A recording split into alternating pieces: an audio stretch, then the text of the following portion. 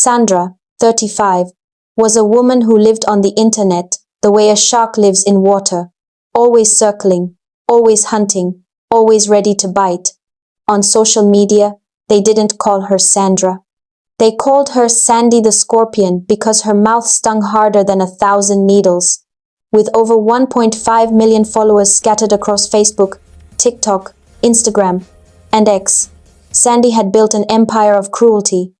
And her followers? A gathering of digital vultures who clapped, laughed, and screamed, "Yas's queen, drag them," every time she attacked someone. If Sandy insulted you, your comment section would catch fire for days. She wasn't just a troll. She was the mother, mentor, and master of trolls. Every morning, before brushing her teeth, she logged in to check who deserved emotional damage that day. Beautiful girl posting a nice selfie? Sandy would write, "Your face looks like it's begging for a refund."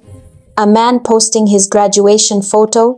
She'd comment, "You're too dull to graduate. Who signed this certificate? I need to confirm." Even innocent children weren't safe. A proud mother posted a picture of her newborn, and Sandy replied, "Aw, you gave birth to a potato. Congratulations." People cried. People deleted their posts. Some deactivated their accounts. Sandy took pride in it. One upcoming influencer, Kemi, posted a dance video. Sandy mocked her badly. The girl stopped eating for days. When she fainted in school, the doctor said, "This is depression mixed with hunger." Another case was worse. A quiet makeup artist, Bola, uploaded her wedding pictures. Sandy roasted her so brutally, called her an elephant in white, said her husband, married a charity project, that Bola fell into a deep emotional hole. She stopped working, stopped talking, stopped living. 3 months later, Bola took her own life. When news broke that Bola had died, Sandra posted, "If your skin is thin, don't be online." Next. That post alone got over 200,000 likes. That was Sandy. A woman who bathed in people's tears and slept peacefully afterward. If wickedness had a throne on the internet, Sandy would be sitting on it with crossed legs, smiling like the queen of chaos. And the scary part? She wasn't even sorry. But behind all of Sandy's loud mouth and online queen of chaos reputation, reality was a different movie entirely. In real life, Sandra was miserable, a walking shadow of someone who pretended to shine. She had graduated from university with a 3rd class in economics, after spending most of her school years fighting lecturers online and arguing in group chats. While her classmates got internships, NYSC postings in banks, and jobs in tech companies, Sandra got nothing, not even a volunteer role. So anyone who posted their office ID card or new job letter instantly became her target. A young lady posted, "First day at work." Sandra replied, "You people will get small jobs and be shouting like you invented oxygen. Rest." A man posted a photo in front of his office building. Sandra commented, "This building is finer than your face." A beg shift. The truth was simple. She trolled achievers because she had achieved nothing. And her love life? A complete desert. Sandra could not attract serious men. Only touts, Agbero, friends of friends, and Okada riders, who whistled at her like she was free bread. But she would say proudly online, "A whole Sandy? I can never settle for less." Meanwhile, whenever someone posted sweet couple goals or engagement photos, Sandra's heart would turn to pepper soup. A girl shared a video of her fiancé kneeling with a ring. Sandra commented, "This proposal looks like a desperate joke. Try again." A woman posted a bouquet from her husband. Sandra wrote, "Men are doing too much for ugly women these days." Deep down, she wasn't wicked. She was empty. Her only friends were women exactly like her. Jobless, bitter, always ready to gossip and drag people.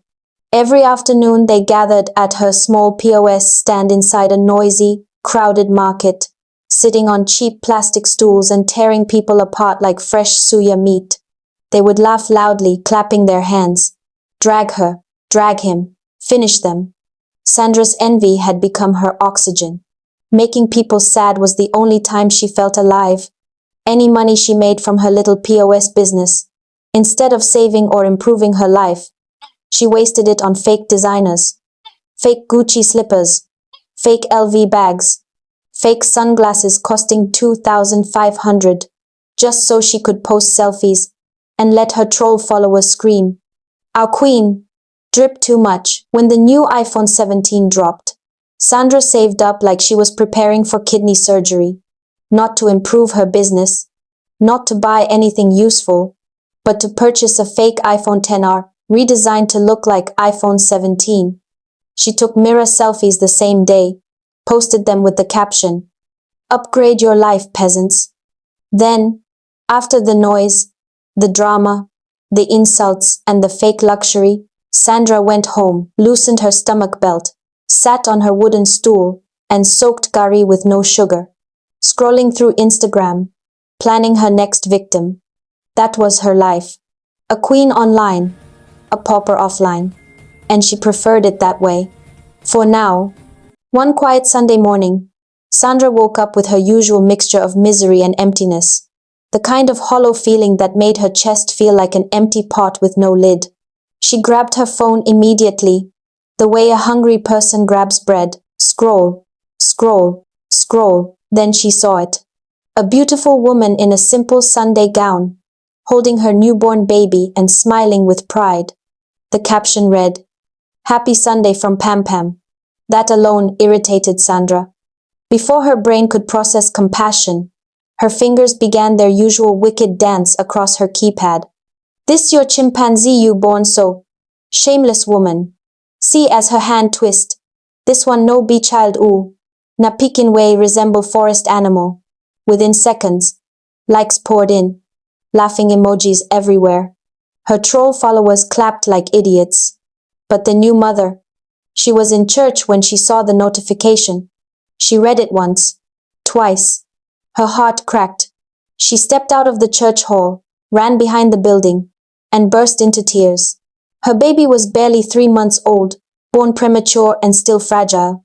With shaking hands, she raised her eyes to the sky and whispered, "Whoever this Sandra is, may God judge her. May she know the pain of a mother's tears. May she reap the sorrow she gives others." The curse hung in the air, and that was the beginning of Sandra's downfall.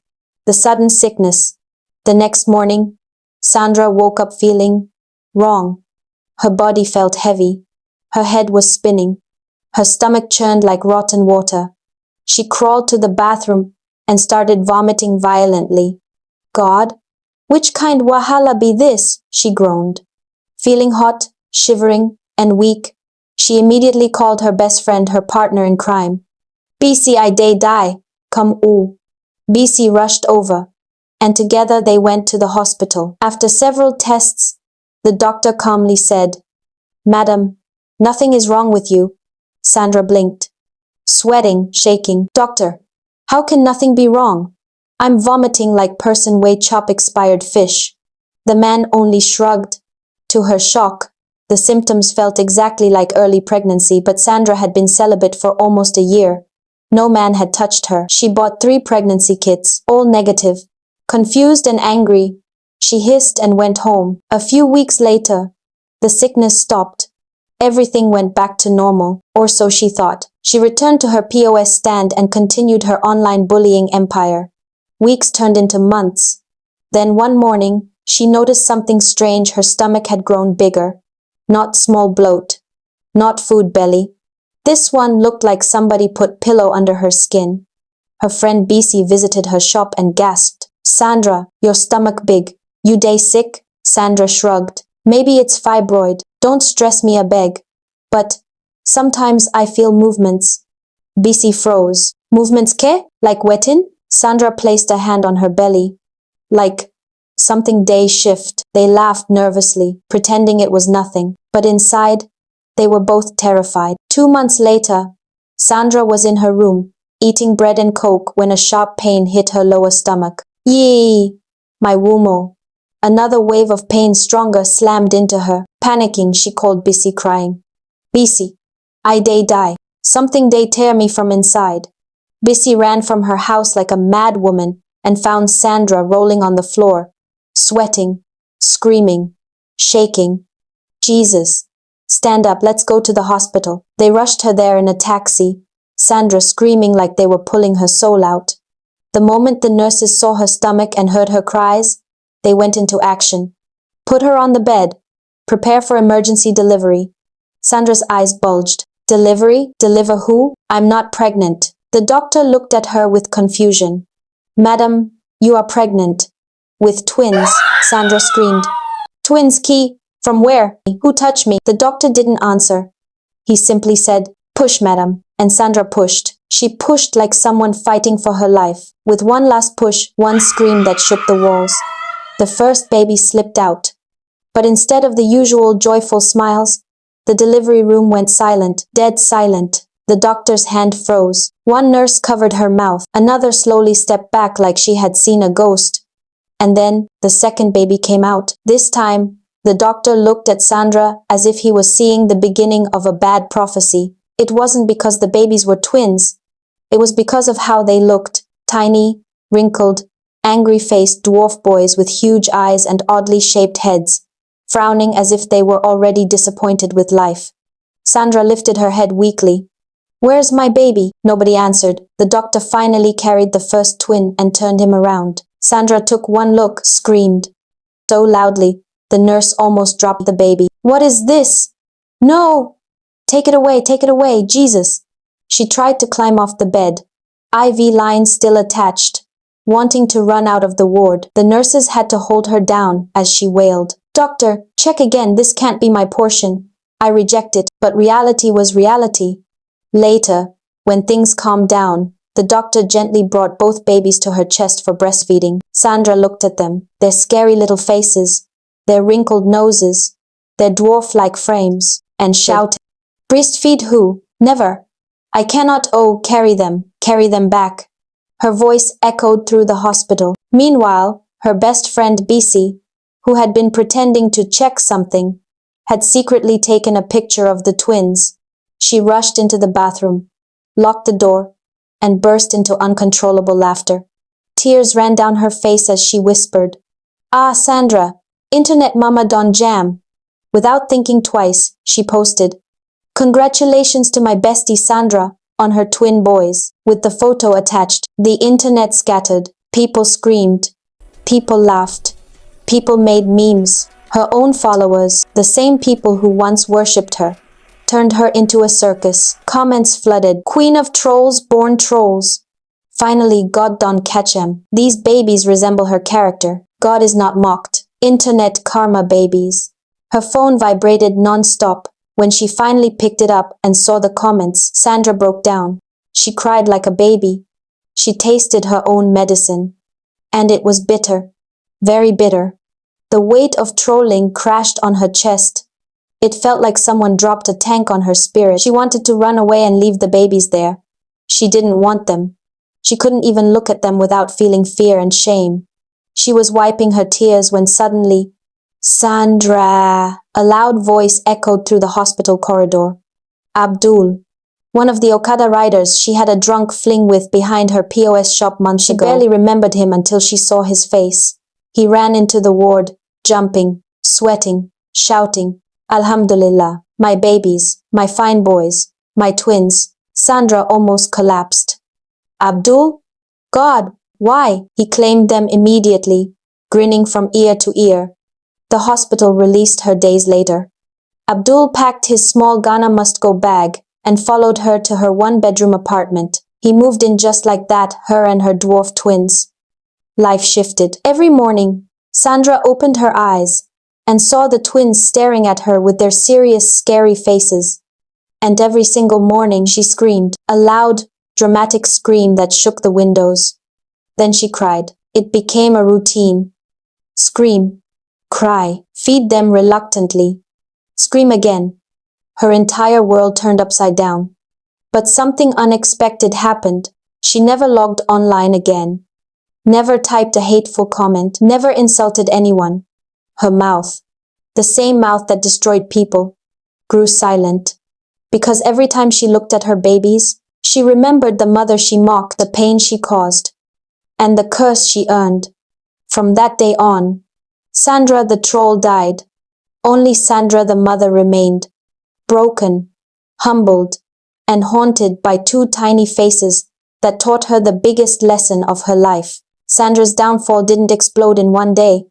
It spread like slow poison. Everywhere. She went market, bus stop, even inside her own street people whispered, "Nah, that Sandy the Scorpion be that? See her twins. She don't jam wetin she dey give others." The worst part? Her own online soldiers, the same trolls who used to hail her, were the ones roasting her the most. They created memes, edited her picture, called her Mother of Goblins, mocked her twins, mocked her life, mocked her downfall. Each comment hit her like boiling water. She tried to post again, after many months of silence, only for someone to reply, "Rest. Your dragging license has expired." Another wrote, "Queen of insults turned single mother of two dwarfs. Life is sweet." The humiliation was too much. She logged out, logged in, logged out, cried. Then one night alone with her twins snoring beside her, the room dark, her heart heavy, she opened her phone, looked at her page, the same page she once ruled like a wicked queen.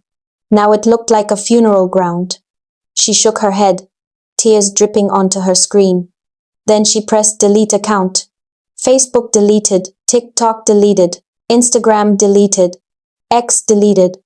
All her fame, all her queen of chaos reputation, all her noise, all her poison, gone in one night. The silence afterward was deafening. She curled into a ball on her bed and cried until her chest felt like it was tearing open. She cried for the wickedness she had done. She cried for the shame she now carried. She cried for the children born into a storm she created. She cried because she finally understood. The internet is not real life, but the consequences are very, very real. As she wiped her eyes, thinking life couldn't get worse, she heard it, that thunderous, irritating sound that had now become the soundtrack of her suffering. Abdul, snoring like a broken generator on her bed, the same Abdul that entered her life by accident, the same Abdul that fathered twins he wasn't prepared for, the same Abdul that contributed almost nothing to the house. Every day he slept like he was being paid for it. Every night he snored so loudly even the twins sometimes woke up crying. His so-called business? Just him pushing a rickety Okada around the neighborhood, coming back with 1,500 after burning 2,000 worth of fuel, lazy, unmotivated, irresponsible. A full-grown tout who wanted the lifestyle of a king, but had the work ethic of a tired goat. Sandra looked at him that night sleeping, sweating, mouth wide open, smelling of palm wine, and reality slapped her harder than any trolling ever had. This was what her wickedness led her to. While she was online fighting strangers, life handed her a man who couldn't even fight sleep. While she dragged people who had achievements, she ended up with a man who didn't even have ambition. While she mocked mothers, she became one harder, poorer, lonelier than all of them. Her tears flowed again. Because the truth hit her, Sandra didn't just lose her online throne. She lost her dignity, her peace, and her future. A message to real-life trolls. And let this be a warning to every troll reading this. Sandra is not fiction. Sandra is a blueprint of what happens when bitterness becomes your brand. All that loudness online, all that fake boldness, all that unnecessary wickedness, it doesn't come from strength. It comes from emptiness. Trolls are not powerful. They are not bold. They are not fearless. They are miserable people who want others to be miserable with them. Look deeply at any troll's real life. No money, no peace, no love, no growth, no direction, just noise, bitterness, and envy packaged as content. Sandra mocked achievers, and look where she ended up. Sandra insulted happy people, yet she never found happiness. Sandra dragged mothers until motherhood dragged her into the mud. If you don't fix your life, if you don't heal your bitterness, if you don't stop using your phone to hurt people, you will end up just like Sandra, broke, ashamed, lonely, miserable, empty, stuck with consequences you cannot delete. Screenshots last forever. Karma always remembers. Life never forgets. Change now, before your own story becomes another cautionary tale whispered behind your back.